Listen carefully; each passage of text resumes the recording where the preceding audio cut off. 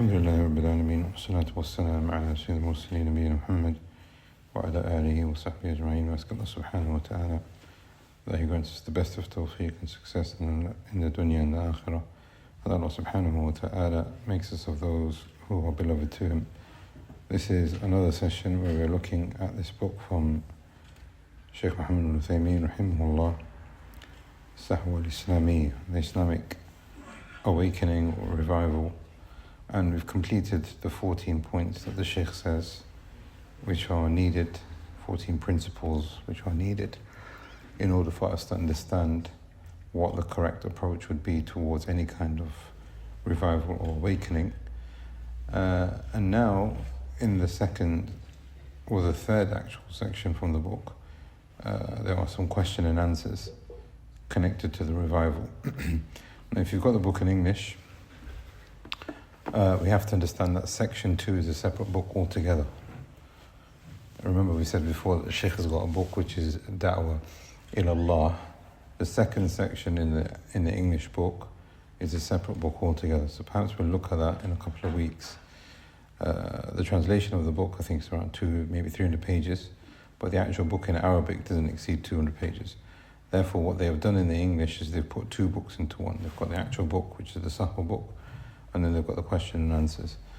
The question and answers, I've split them up into two categories, because you have to remember the questions that the Shaykh was asked were relevant at that time. So there are some miscellaneous questions, and this is what we're going to be looking at now. And perhaps next week we'll be looking at another set of questions which are more directly involved when it comes to the revival. And then perhaps the week after that we'll look at section 2 from the book, which is a separate book in itself, which are principles in understanding da'wah. What is da'wah and how to call and what are the conditions connected to that. So in this section, the Shaykh has asked a number of questions. One of the questions he's asked is about Nasheeds, Islamic Nasheeds. Now, we have to remember that these questions are miscellaneous. They do seem a bit random, but they're all connected to some kind of revival or an approach to some kind of revival. So the Shaykh has asked about Islamic Nasheeds. He's also asked about acting and having plays. Now you have to remember this is some 20, maybe 30 years ago. Obviously it's far more relevant now, where you would have a person acting. And you've probably seen this before. I've seen it in Saudi before, where they had a man acting in the way that he's treating his father, and then another man acting in the way that he's treating his father in a better way. Or a man waking up his children for Fajr. All of it is acting. What is the ruling on these kind of things? Now, the Shaykh is of the view that all of this is permissible.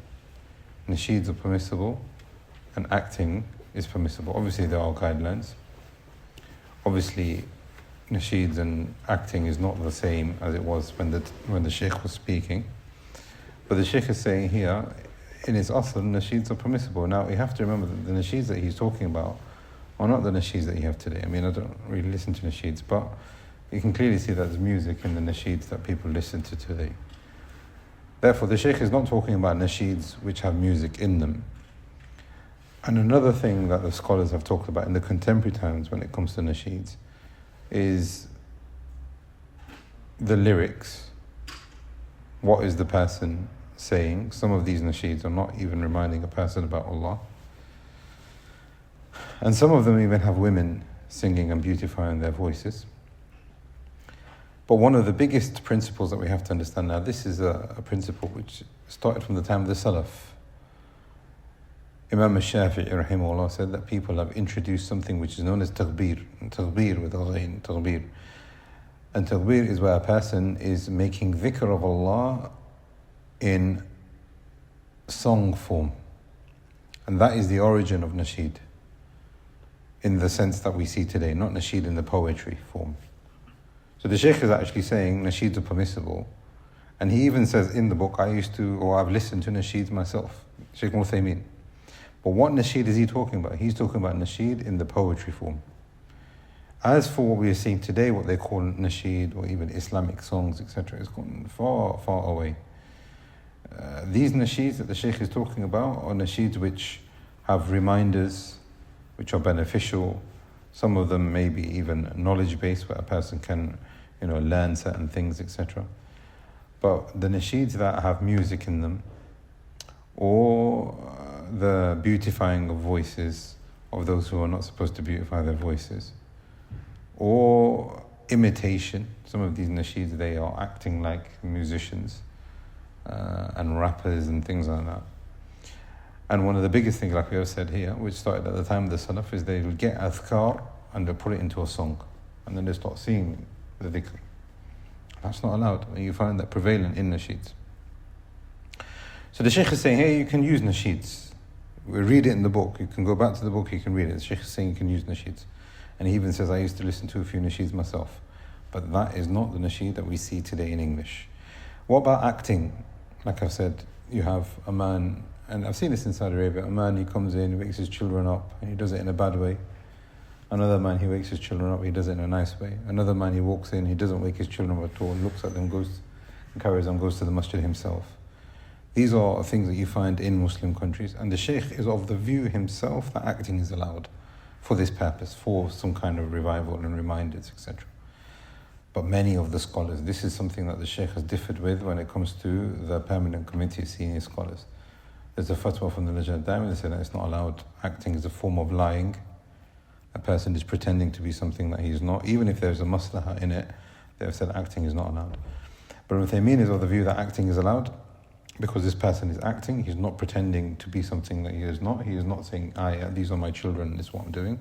He's using it as a means of reminding. But the Shaykh also puts down conditions. You can't have the, again, opposite gender. You can't have anything which is haram involved, like music, etc. And the Shaykh also says, now acting is being used a lot now, and they will have stories from the prophets, stories from the companions. The Shaykh is saying here, you can't depict the prophets or the companions. And he's also said, it's not in the book, but he's also said elsewhere, you can't depict things from the unseen. So you might find kids' cartoons, I've shown them to my kids before, and we pointed out that this is not right. So for example, an angel, they make an angel, and they will say, look, this is an angel, for example. That's not allowed. Or Jannah, or Jahannam, so they'll have fire blazing, and they'll have cages and things like that. You can't show that to the children and say, this is what Jahannam looks like. Yeah. So there are conditions when it comes to acting and cartoons and things like that. But the Shaykh is saying here, these are things that I think, at very least what we can say is they can be reviewed. But then the Shaykh clearly says that if the music has anything haram, meaning the nasheed, if the nasheed has anything haram, or the programs have anything haram, such as people not covering the awrah, etc., then this is clearly not permissible.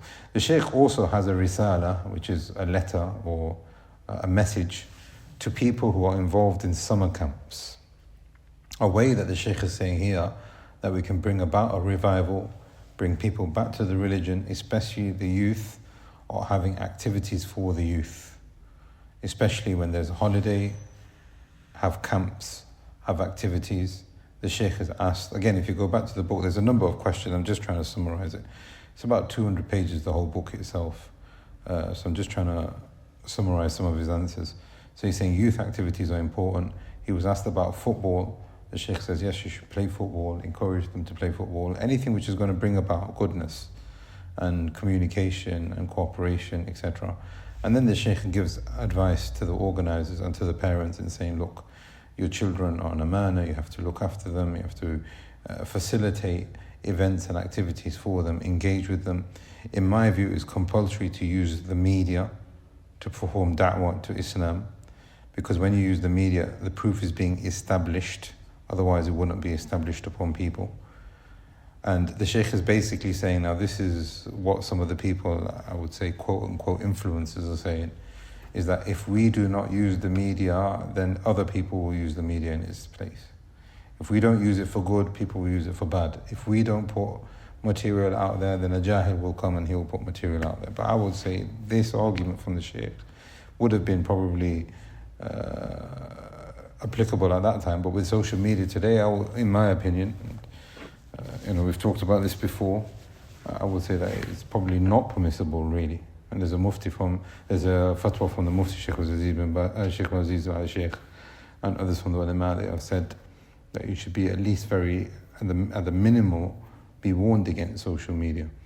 The argument that the Shaykh is saying here is that these things are tools and you need to use these tools. And if you don't use these tools, then they'll be used for evil, which is a fair point. But the problem is that has social media actually enhanced and advanced this kind of revival, or has it made it worse? I was having this conversation with a brother, and he made this same point, not knowing that Uthaymeen said the same thing. So I says to him, okay, look, let's get one of these Muslim influencers, right? How many of them actually have studied? How many actually are qualified to influence, to go out there and speak and put material and content out there? That's the first thing. But then the second thing, if we look at it, this person, individual, has 100,000 followers, 200,000, some people even millions. If we take a portion of that, let's say there's 100,000, 200,000. If we take a portion of that, in Leicester, where I believe the Muslim population is somewhere in the region of 60,000 or maybe even more, we should have some kind of relationship between that 1 million for that one follower, and there's loads of followers with millions, right? But let's just take one person. That should have some kind of relationship to the Muslim community in our area here. But how many people have increased in their iman because of social media? How many people? The masajid are still the same. For Maghrib, we had just had 2 rows, maybe 3 rows. So you've got this one individual with 1 million, some of them 10 million, some of them 3 million. People are listening to him all the time, sharing content all the time. That should have an influence on your own sort of society here, and your local community, or even as individuals. But are we seeing that? Or are we seeing the opposite?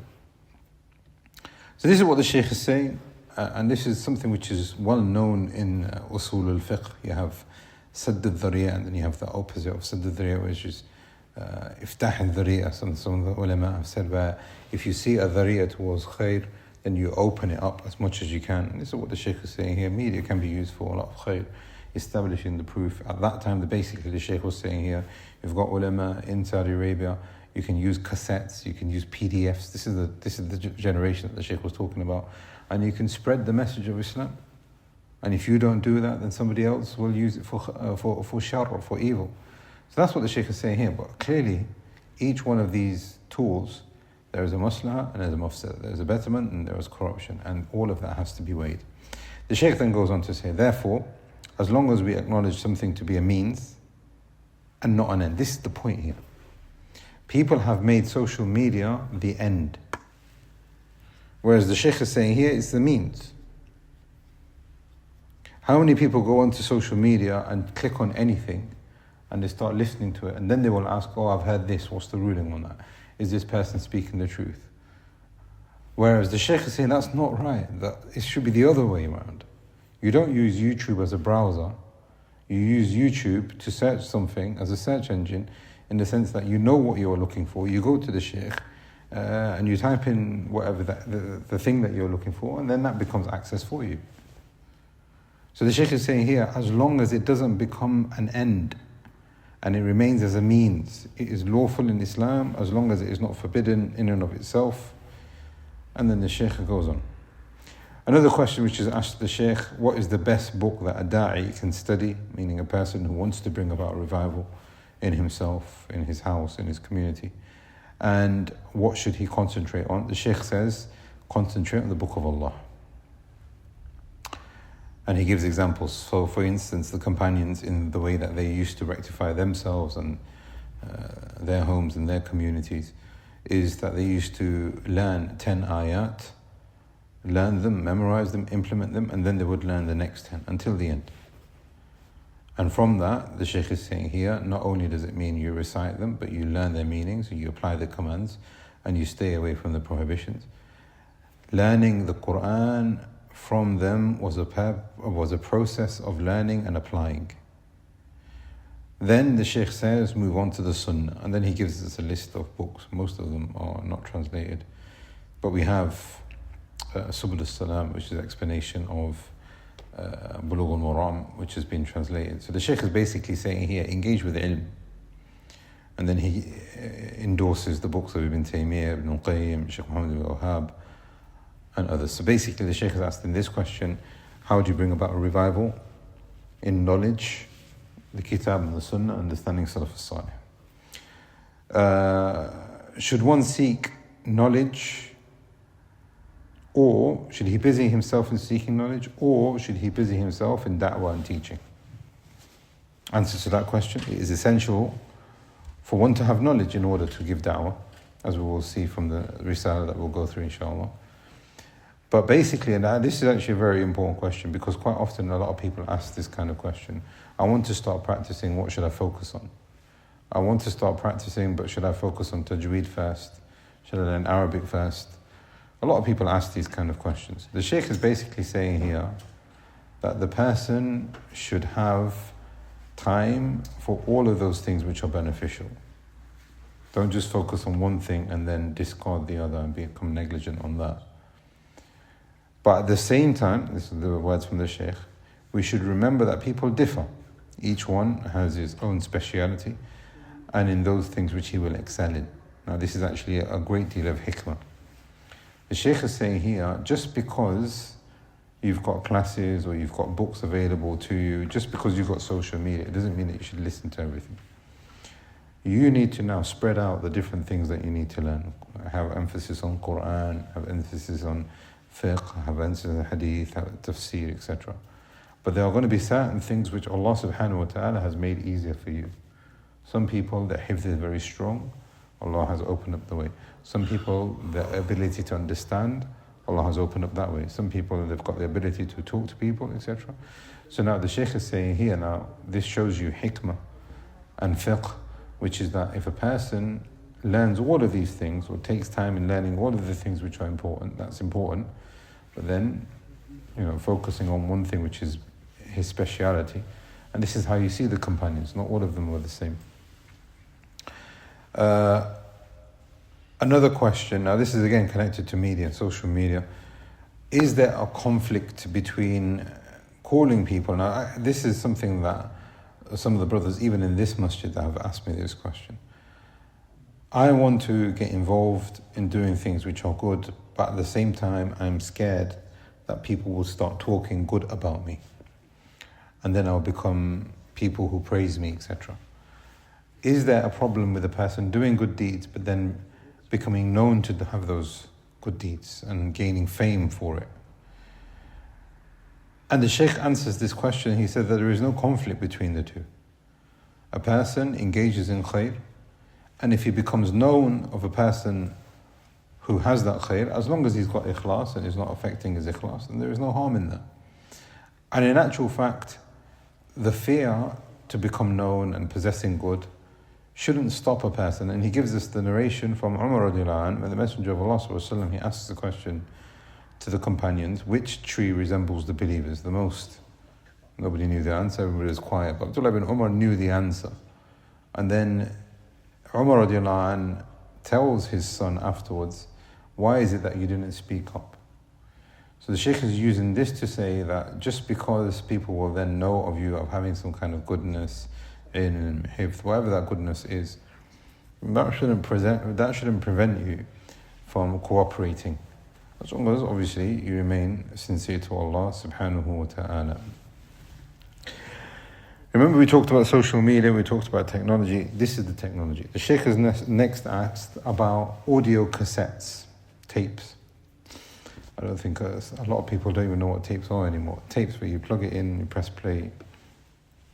The Shaykh says here, the Shaykh has asked, what is the ruling on us using these as a means to spread in?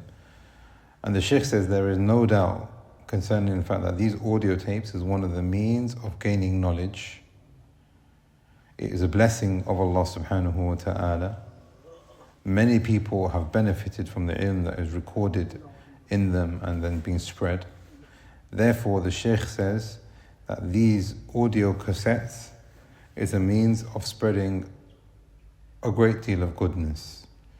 A person may be thousands and thousands of miles away from a scholar, complete different country, and they listen to what the Shaykh has said. And then that is a way of the proof and ilm spreading and a removal of ignorance. So the Shaykh is saying here, I advise people to benefit from these cassettes, etc. And there is a great deal of benefit, as we know, and the Shaykh is saying you could be doing multiple tasks and seeking ilm at the same time.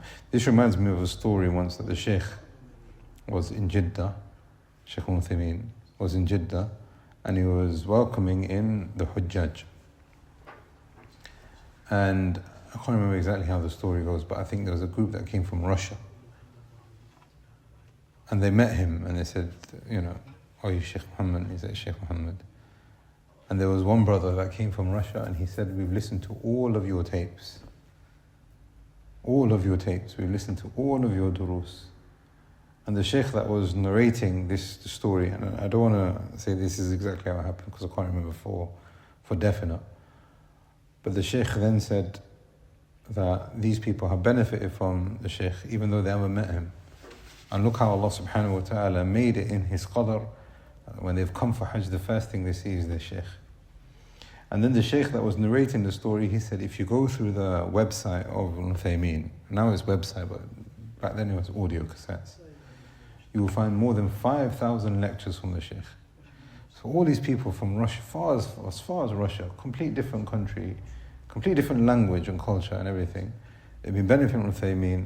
And this is what the Shaykh is saying here. The truth has spread, the proof is being established, ignorance is being lifted. Therefore, this is what we're saying. And really, if you think about what the Shaykh is saying, it's not different to what we've said before, which is, as long as you're using this as a means to spread the good and the khair, then it becomes a tool. But if people are like putting an image on there and they're putting, a title on there, so they're looking at it and they're, attracting people, what do they call it, clickbait, and they bring people in and there's adverts, and then there's all these different collaborations, and then there's controversial topics which is only for the ulama. So much that's happening. And they debate with the kuffar, they debate with one another, and they create controversy on purpose. Some of it, Allah knows best. Then none of that is ilm, none of that is da'wah, none of that is revival. What revival is that? It's just creating more confusion, it's creating more disunity, and it's not based upon kitab and sunnah. Is it permissible to learn the religion through books only? Now again here, a lot of people don't read. But we can rephrase this question. Is it permissible for us to learn the religion through social media only, through YouTube only, through Google only?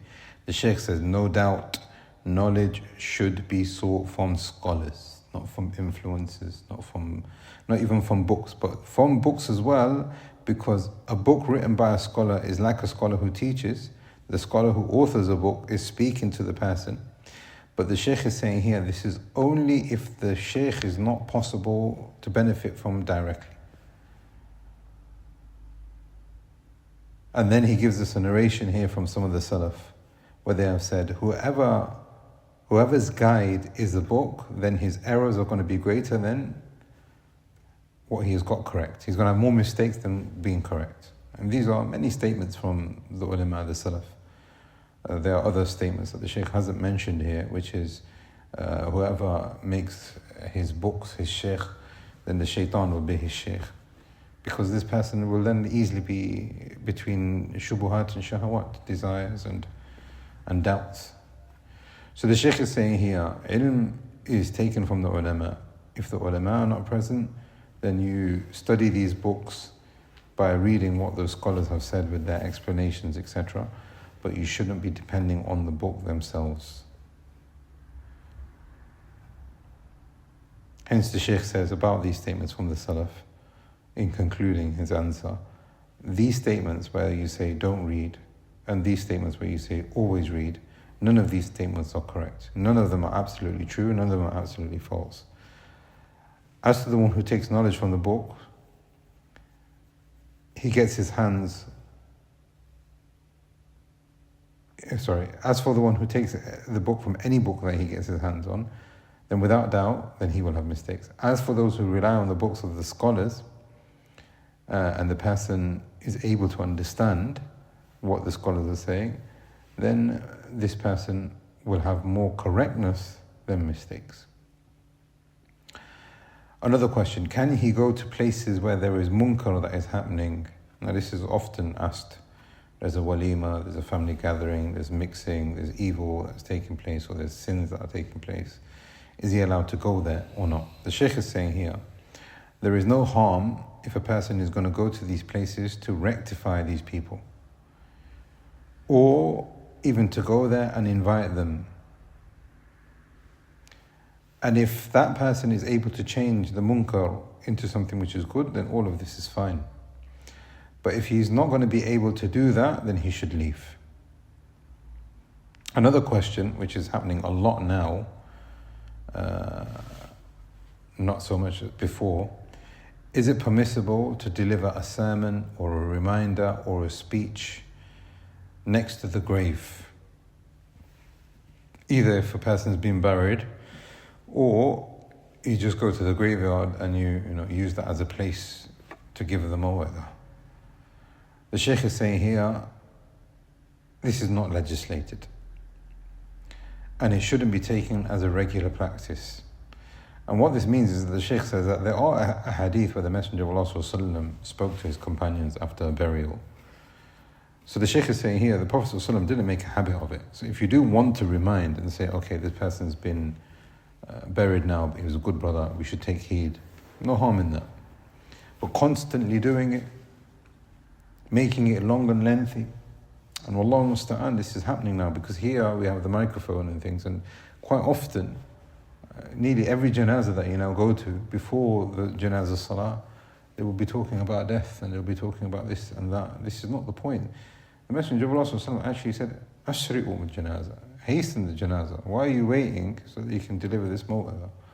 The haqq of the person that has passed away is wajib. And people have gathered to perform that haqq for that person. However, under certain circumstances, the Shaykh is saying here, if there is a reason, then it might be legislated. Such as a person seeing people laughing and joking, and there is a need for a person to remind them, look, this is not the place to laugh and joke, such as reminding them how to perform the janazah prayer, etc. The Shaykh is saying here, all of that is okay, but using the graveyard or using the janazah event to now give the maw'idha constantly, then this is not correct. Another question the Shaykh has asked, what should the Muslim do with sins that are spreading in the lands of the Muslims? Allahu Akbar. This is 20, 30 years ago. The Shaykh, as if he is alive today, this question is asked to the Shaykh. Muslim countries, there's a lot of sins that are now appearing and spreading. What should we do as Muslims in response to that? Now obviously he is being asked by Muslims who are living there. We are living in the West, so it's a little bit different. But perhaps the answers are similar. So he answers by saying, rahimahullah, here is an important point for us to consider. The Prophet ﷺ said in a hadith which is sahih, man ra'a minkum munkara, any one of you who sees any kind of sin or disobedience taking place, فَلْيُغَيِّرْ بِيَدِهِ, he should change it with his hand. فَإِنْ لَمْ يَسْتَطِعْ بِلِسَانِهِ, if he's not able to do so, then by his tongue, meaning remind them, exhort them, try and encourage them to do something which is good. وَإِنْ لَمْ يَسْتَطِعْ, and if he's not able to do that even, فَبِقَلْبِهِ, then he should do it in his heart, and this is the minimum level of iman, meaning this is the minimum wajib that you should have towards the munkar. If you can't go there and put a stop to it, and you look at it and think that this is bad, you have to have, the minimum wajib is that this is wrong. If you are able to advise them and say, look, you need to change, then this is another wajib. But the Shaykh is saying here, look, number one, the thing that you have seen, is it actually happening? Now this is really important. I mean, a few years ago, people spread it, again, social media is a problem. They spread it everywhere that in Riyadh they were celebrating Halloween. The same area where they were saying that it was happening, you know that area well, the area is known as Takhassusis, Ulayya, yeah? I know a brother who lives there not far from me. So I asked the brother, is this what's happening? People are going out to the street and they're celebrating Halloween, etc. People are saying it's happening, you know, everyone's doing it. He said, Wallahi, he swore by Allah, but I mean this is how they speak, but he says, Wallahi, the people who go in there are not more than a handful of people, number one. Number two, they were all children, like shabab, youth. They weren't like people our age. It's not like there's a whole change in society and everybody's now adopting her. And then the third thing, and this is the most interesting thing, he said, these people were told not to go and do it. And even whilst they were celebrating and they're putting these images out on social media, etc., people were there also saying, what are you doing? And making inkar of it. Yes, it did happen. But that's always going to be there. Even at the time of the Messenger of Allah, we had munafiqun who wanted to spread shar. They made a masjid dirar in Medina.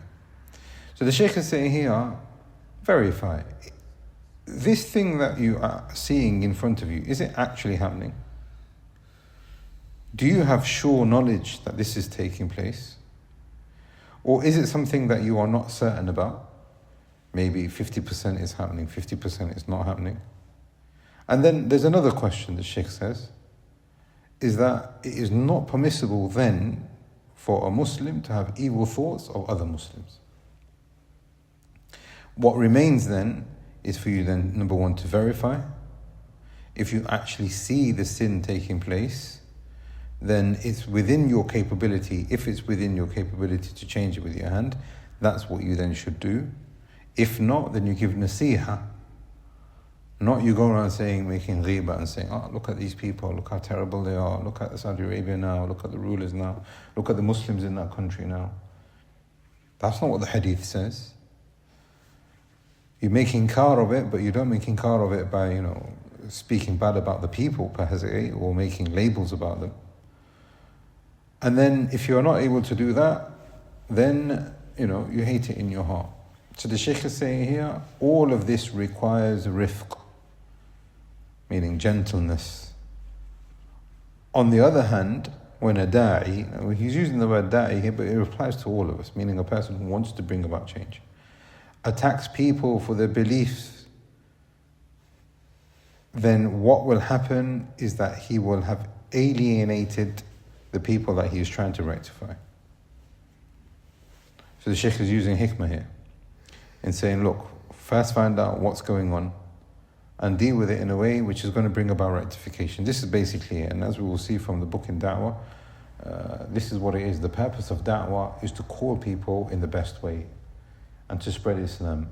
If you see Munkar, because Da'wah is used with Amr bil Ma'ruf wa Nahy Munkar, they're very similar in the conditions and the principles. So if you see in Munkar, what is the purpose of the Munkar? That you make inkar of the Munkar, but the person who's doing the Munkar comes back to the Haqq.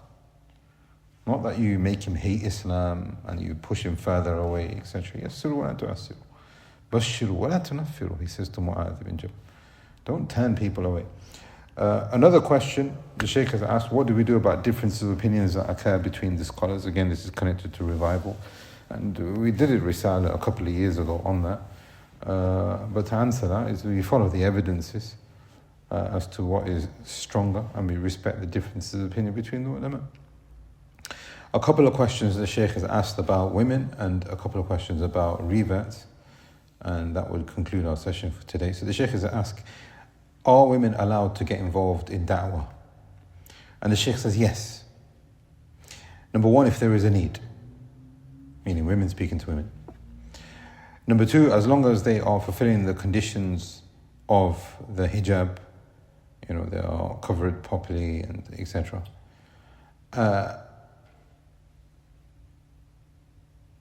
And then that's it.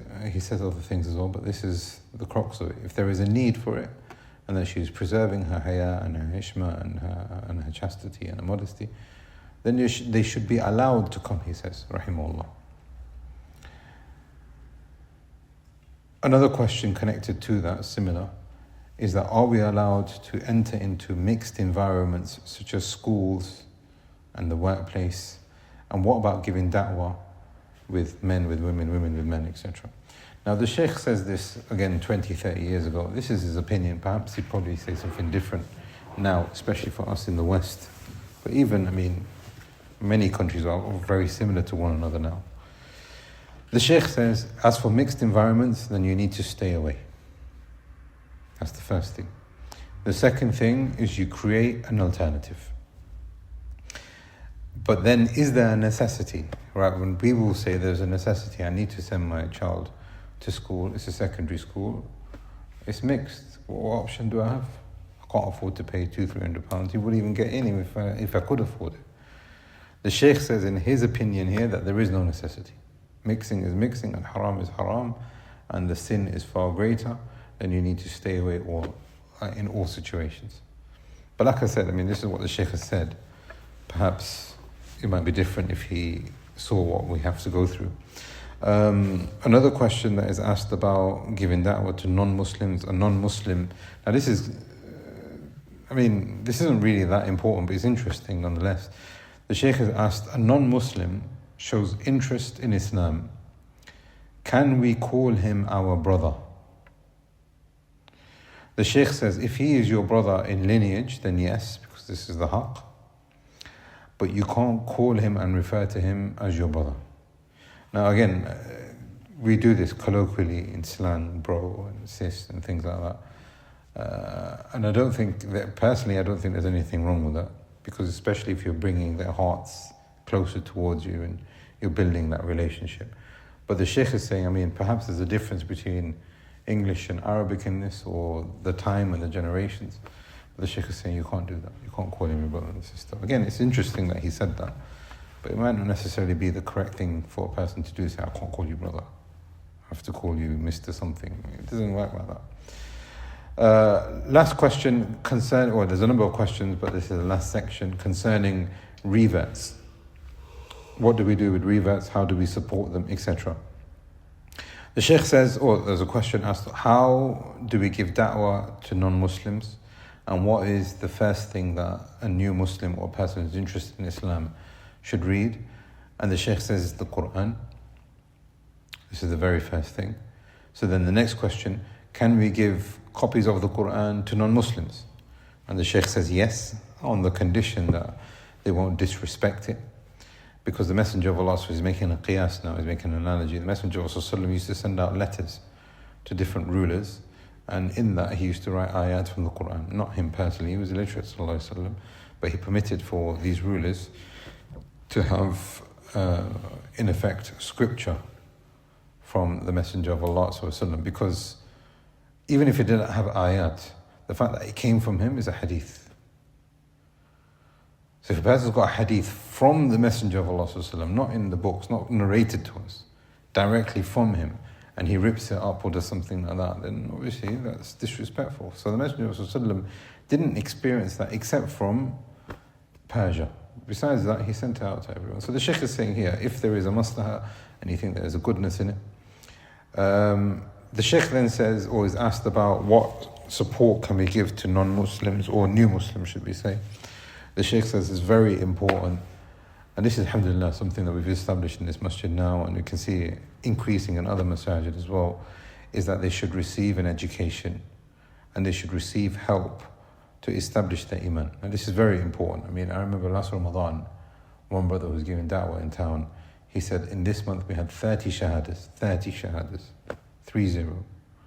So I said to him, where are they then? And we don't see, again, going back to social media, where are they? They don't come to the masjid. So this is the problem. The problem is that people are quick to accept when you're speaking to them and say, yeah, what you're saying is the truth, I want to be a Muslim now. But then where is the follow-up? Where is the education? Where is the support?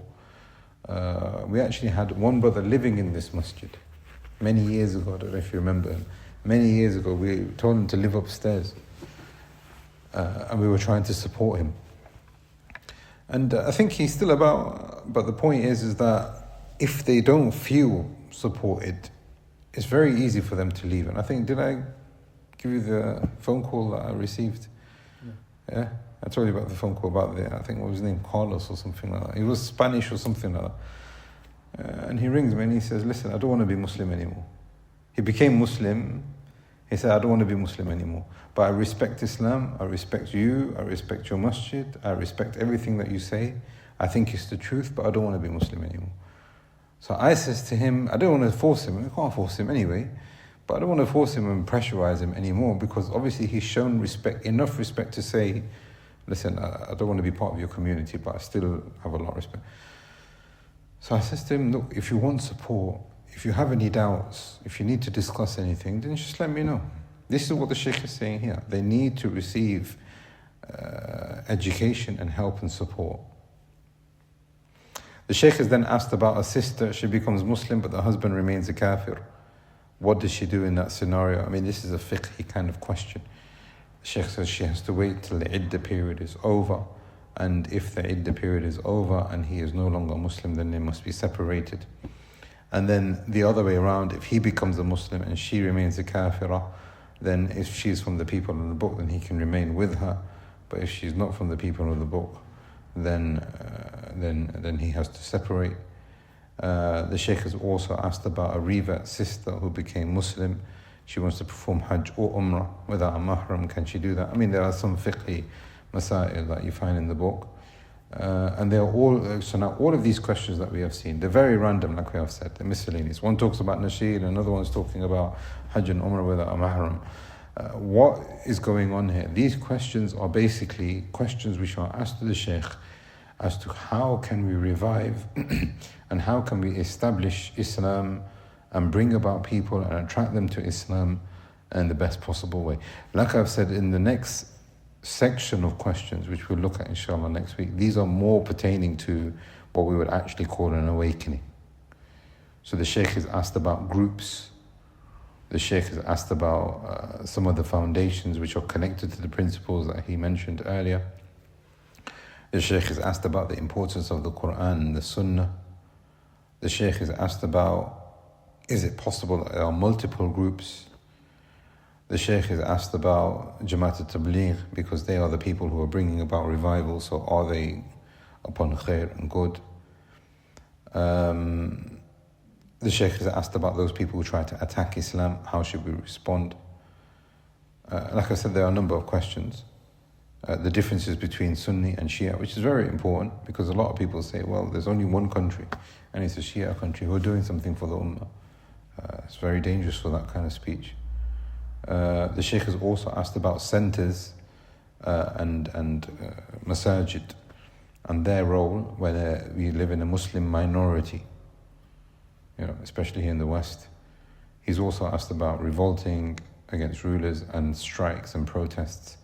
So there are more number of questions which are directly related, I could probably say politically related, to the revival, and perhaps we'll look at them next week. We ask Allah subhanahu wa ta'ala that He allows us to return back to His religion with the best of returning, and that Allah subhanahu wa ta'ala facilitates for us everything which is beloved to Him. هذا والله أعلم وصلى الله على محمد وعلى آله وصحبه أجمعين. وفيكم.